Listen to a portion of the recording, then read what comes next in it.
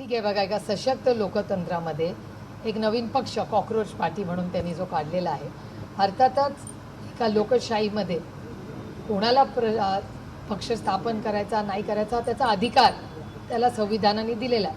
त्याच्यामुळे माझ्या त्यांना शुभेच्छाच असतात.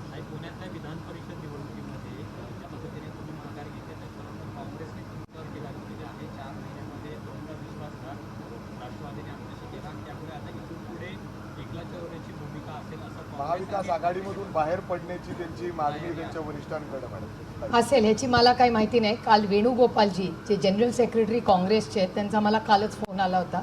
इंडिया अलायन्सची मीटिंग आहे 8 तारखेला आणि त्यांनी आवर्जून आम्हाला त्याच्यासाठी आमंत्रित कालच वेणुगोपालजींनी केलेलं आहे आणि त्या इंडिया अलायन्सच्या मीटिंगला राष्ट्रवादी काँग्रेसला काँग्रेसनी बोलवलं म्हणून आम्ही त्या नात्याचा मान सन्मान ठेवून मी स्वतः त्या मीटिंगला दिल्लीला जाणार आहे. पुण्यातल्या जागेमध्ये सकाळी ज्या दिवशी आम्ही ठरवलं हे इलेक्शनलाही लढायचं, काँग्रेस, राष्ट्रवादी काँग्रेस आणि शिवसेनेची आमची सगळ्यांची सविस्तर मीटिंग ही सकाळी 11 ते दुपारी 1 सिल्वर ओकवर झालेली आहे. निर्णय सगळ्यांनी मिळून त्या मीटिंगमध्ये जे जे उपस्थित होते त्या सगळ्यांची चर्चा करून मग तो निर्णय घेतला गेला. जे त्या दिवशी मीटिंगमध्ये होते ते काँग्रेसचेही वरिष्ठ नेते होते, शिवरकरजी त्या मीटिंगमध्ये होते स्वतः, त्याच्यानंतर काँग्रेसचे नगरसेवक होते, राष्ट्रवादीचे काका आहेत काही काका चव्हाण उपस्थित होते त्या दिवशी मीटिंगला, त्याच्यानंतर शिवसेनेचेही लोक होते.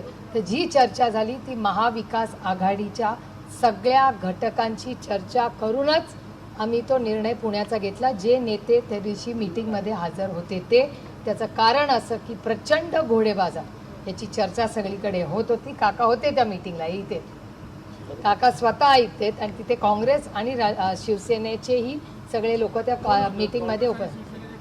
काँग्रेसमधून शिवरकरजी होते आणि ते कदम आहेत नगरसेवकजी. या सगळ्यांची आम्ही चर्चा करूनच जो निर्णय घेतला. त्याचं उत्तर माझ्याकडे नाही, ते तुम्हाला काँग्रेस पक्षाला विचारायला. जे काँग्रेसकडून जे आले ते ठीक ना. आता वेणुगोपालजींनी मला आमंत्रण केलं तर मी कसं काँग्रेसला म्हणणार की वेणुगोपालजी कोण. काही त्यांचं असं देखील म्हणणं आहे की महानगरपालिका निवडणुकीमध्ये राष्ट्रवादी एकत्र दिसले आणि पुन्हा एकदा आता आपण बघितलं या इलेक्शनमध्ये राष्ट्रवादीच्या उमेदवारासाठी म्हणजे अजितदादांच्या पक्षाच्या मी तुम्हाला एक सांगू का, माघार घेतली. नाही मान्य आहे.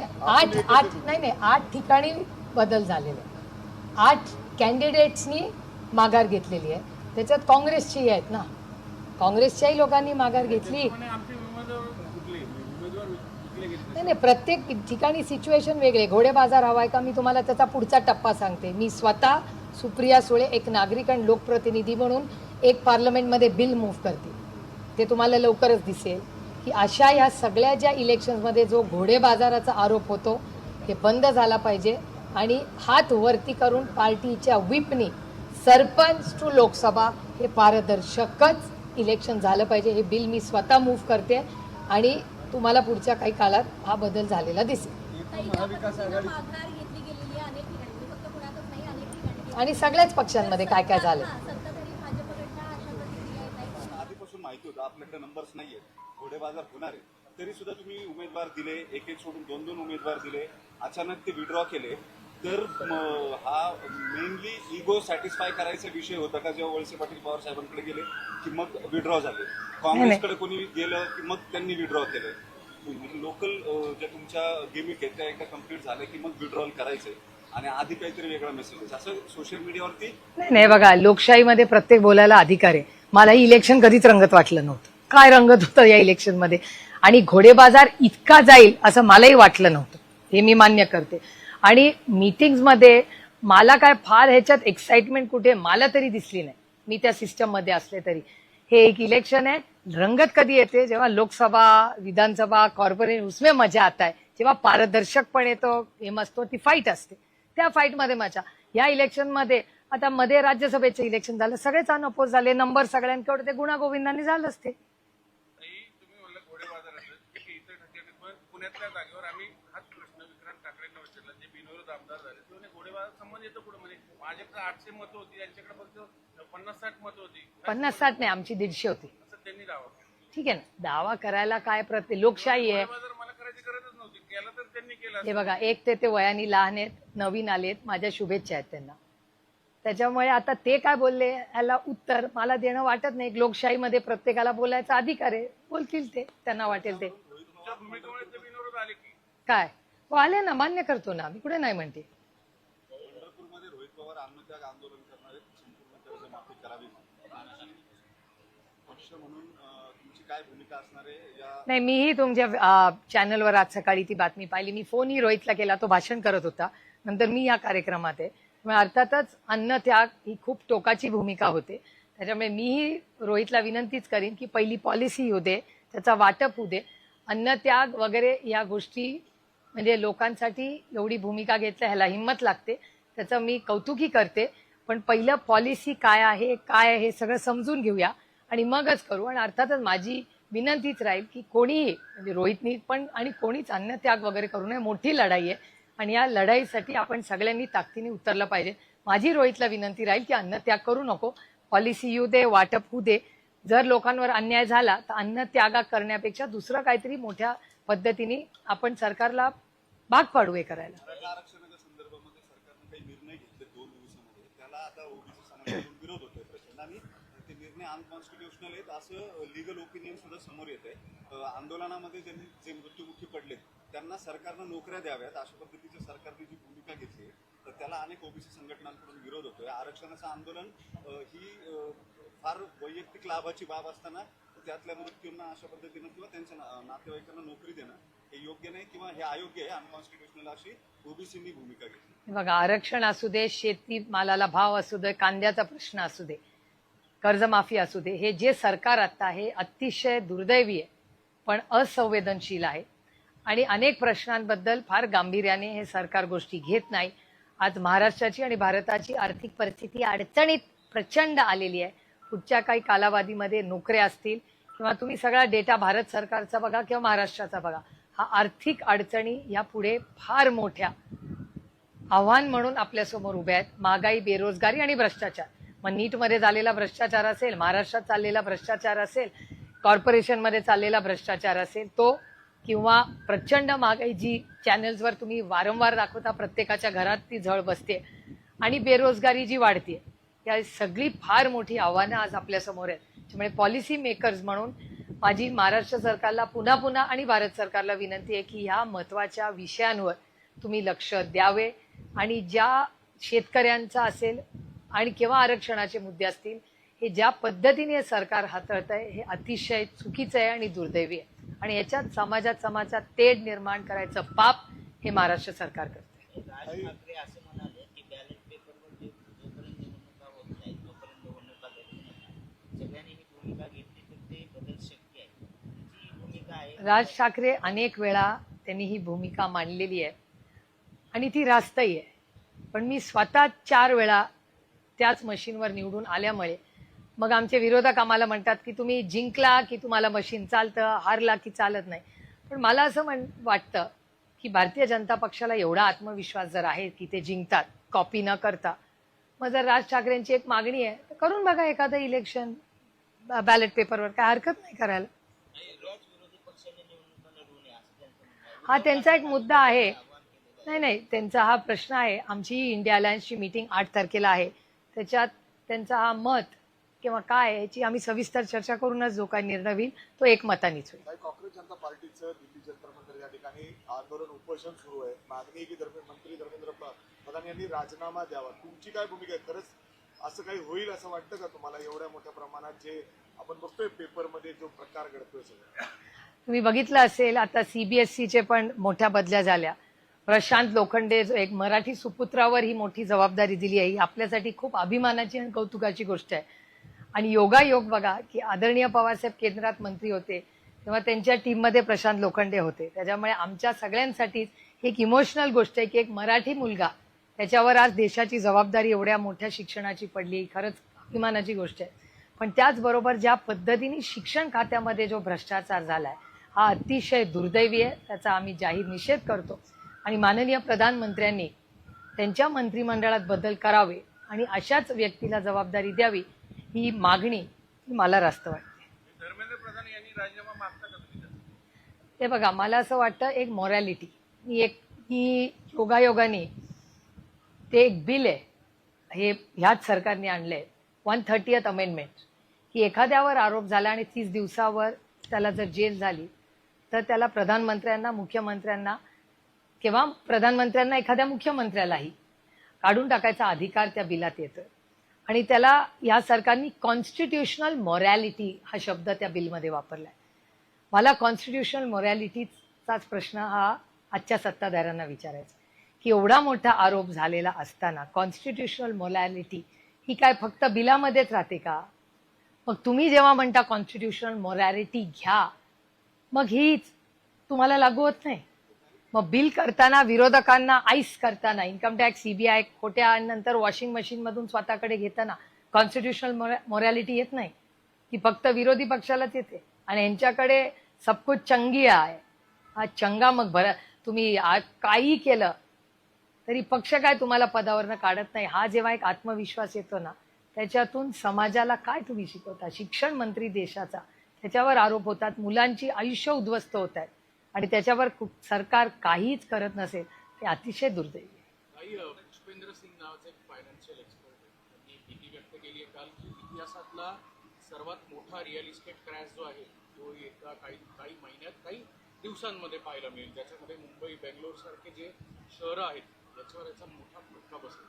मला असं वाटतं की या सर्कलमध्ये या सगळ्या गोष्टी हे बघा, या गोष्टी होत असतात, त्यामुळे झालं तरी आश्चर्य मला वाटणार नाही. एकतर कारण की इकॉनॉमिक क्रायसिस तर चाललंच आहे ना, हा डेटाच सांगतो केंद्र सरकारचा, महाराष्ट्र सरकारचा.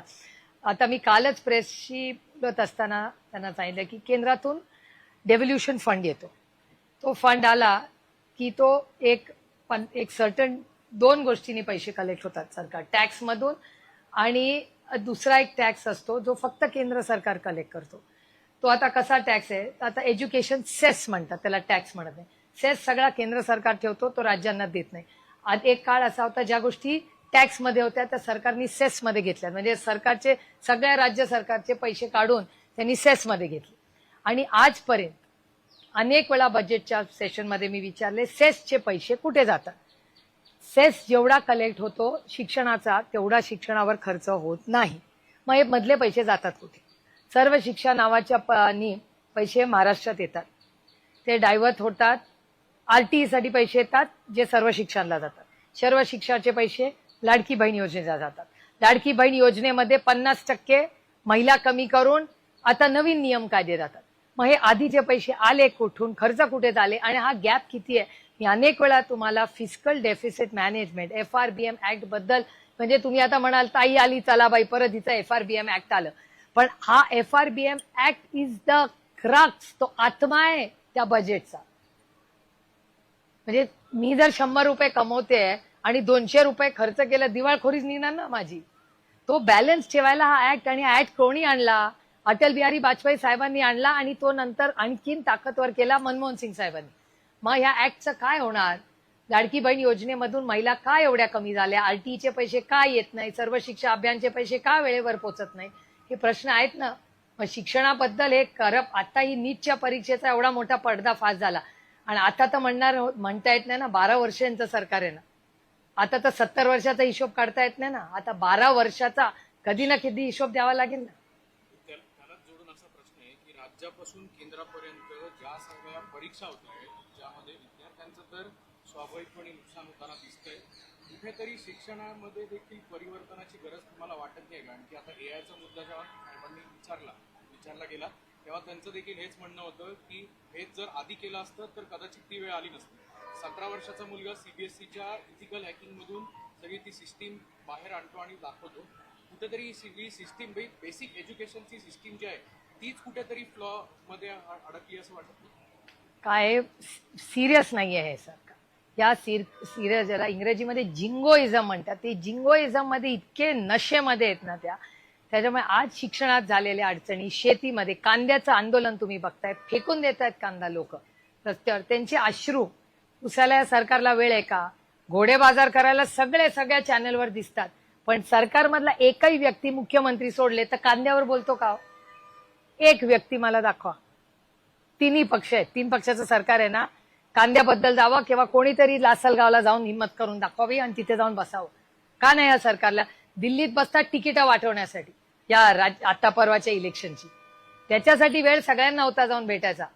पण शेतकऱ्याला आम्ही आता किती दिवस झाले त्या मीटिंगला?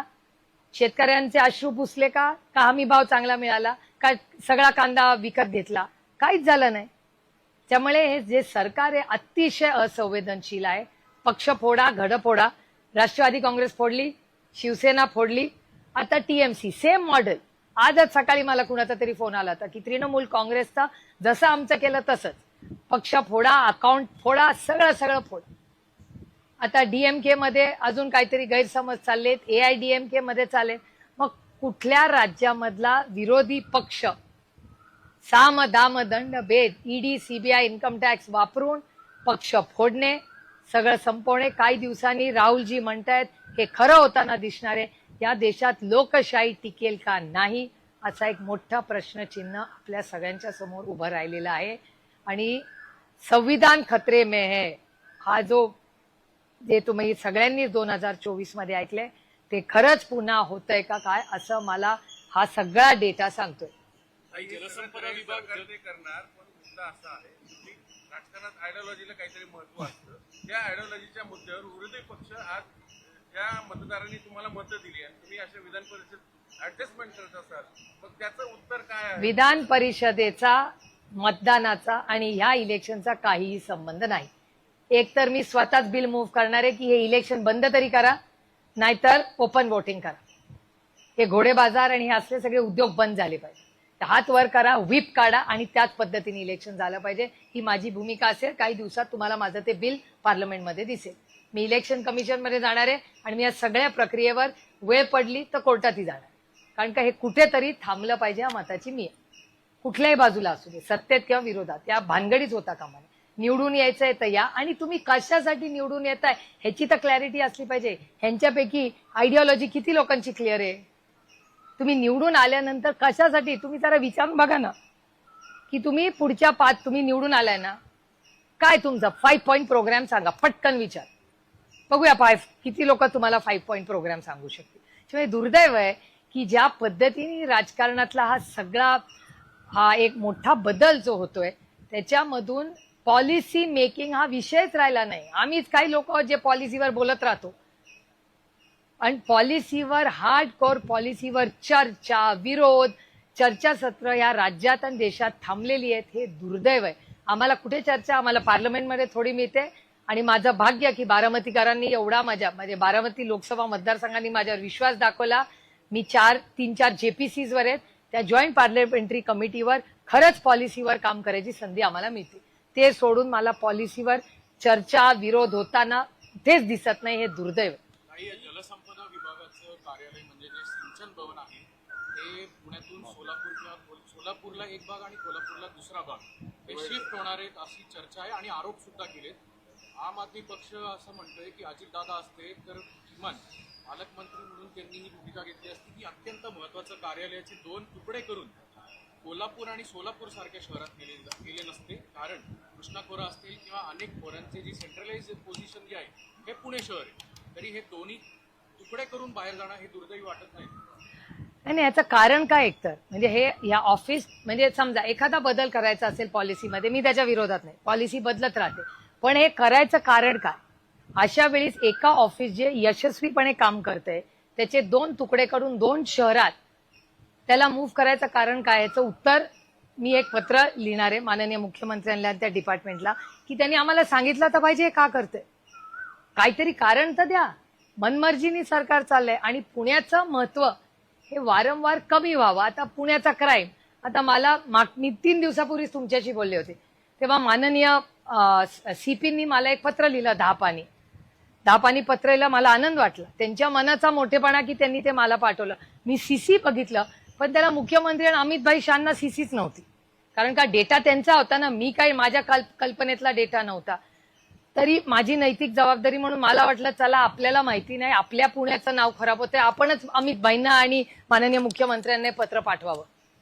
तर मला वाटतं ते तर मी करणारच आहे. असं मी करायला घ्यायला प्रिय अमित भाई शाह पत्र लिहायला तेवढ्यातच गोळीबार झाला. आता म्हणलं आता कसं पत्र लिहूया. अमित भाई म्हणतील काय तुला माहिती नाही वाटतं डेटा, आता तुझ्या मतदारसंघात गोळीबार झाला, काय तू म्हणते क्राईम झालं. बरोबर आहे की नाही? म्हणजे क्राईम मीच डिफेंड करत होते ते सीपींना की आता ही माहिती आली आहे तर माननीय अमित भाई शहांनाही माहिती असलं पाहिजे. कदाचित त्यांच्या सिस्टम मध्ये जरा काहीतरी एखाद्या आकड्याचं चुकीचं झालं असेल. पत्र लिहायला घ्यायला गोळीबार व्हायला एक वेळ झाली. कसं मी पत्र लिहू, माझी इच्छा आहे पण तसं होत नाहीये ना. तुमचे चॅनल्स असतील, माझे सहकारी असतील, काका असतील, अण्णा असतील, ताई असतील, ह्या ताई तर मला सारखं सांगतात बघा त्या तलवारी फिरतात कोयता, रात्री आम्ही लोकांची सेवा करत फिरतो, लोक तलवारी घेऊन फिरतात. म्हणलं अरे तू महिला म्हणून पुण्यामध्ये अनिताताईंना इतक्या वर्षात कधी भीती वाटली का? का आता अनिताताईंना रात्री असं वाटतं की अरे बापरे आपण पुण्यात फिरतोय.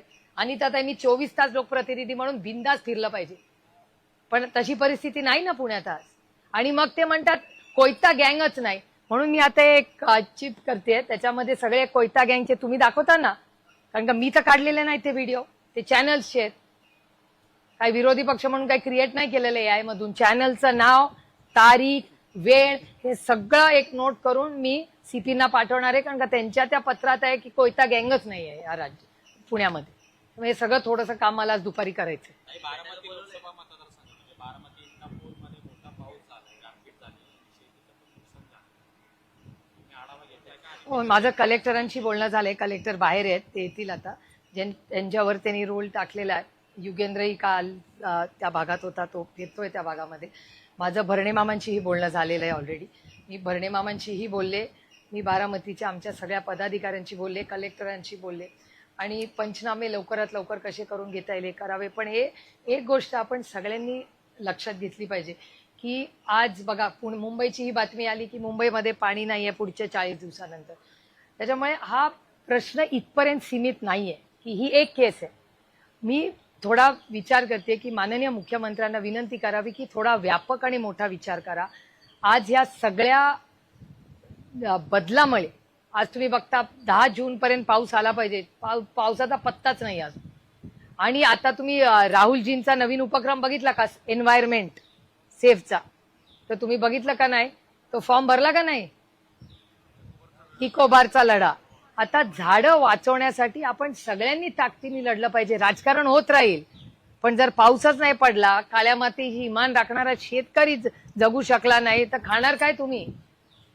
पाणी नसेल प्यायला तर जगणार कसे आपे? लढाई तो होत राहील, एमएलसी घोडेबाजार चलता रहेगा. पण जर माझ्या शेतकऱ्याला पिकाला मिळालं नाही, त्याला युरिया मिळत नाहीये या महागाईमुळे, त्याला कर्ज बँकेतून मिळत नाहीये, त्याला धरणातून पाणी मिळत नाहीये, खाओगे क्या भैया? घोडेबाजार तर नाही ना, पोट नाही ना भरत. जेव्हा पोटात आग लागते ना तेव्हा अन्नच लागतं. त्याच्यामुळे या महाराष्ट्र सरकारने हे बाकीचे हे सगळे थोडे दिवस उद्योग बंद करावे. माझी हात जोडून महाराष्ट्राच्या माननीय मुख्यमंत्र्यांना विनंती आहे की कधीतरी हे राजकारण फोडणं वगैरे सगळं थोडे दिवस बाजूला ठेवूया आणि महाराष्ट्रात होणारे नैसर्गिक बदल, अन्नधान्याची होणाऱ्या पुढच्या अडचणी, त्यांच्या राशन डिस्ट्रीब्युशन मध्ये होणारा भ्रष्टाचार, ज्याचा आरोप मी नाही केलेला, 4,000 कोटी रुपयाची जी यंत्रणा आहे, ती जी यंत्रणा आहे, जो कोर्टात केस चाललेली आहे, त्याचा निर्णय 22 तारखेला आहे.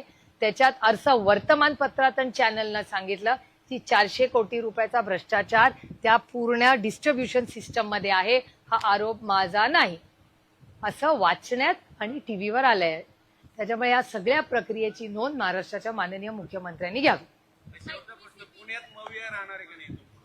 महाविकास आघाडी ही देशात आणि इंडिया अलायन्स देशात आम्ही कट्टीबद्ध आहोत. थोड्या गोष्टी होतात, एखाद्या जिल्ह्यातला शहरातला एखादा व्यक्ती बोलला तर त्यांनी त्याच्या तो त्यांच्या पक्षाचा अंतर्गत प्रश्न आहे. दूसरे के घर में झांकने का मुझे कोई शौक नहीं.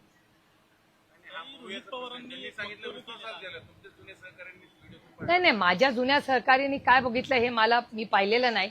त्यांच्या पक्षाला त्यांनी तो प्रश्न विचारावा.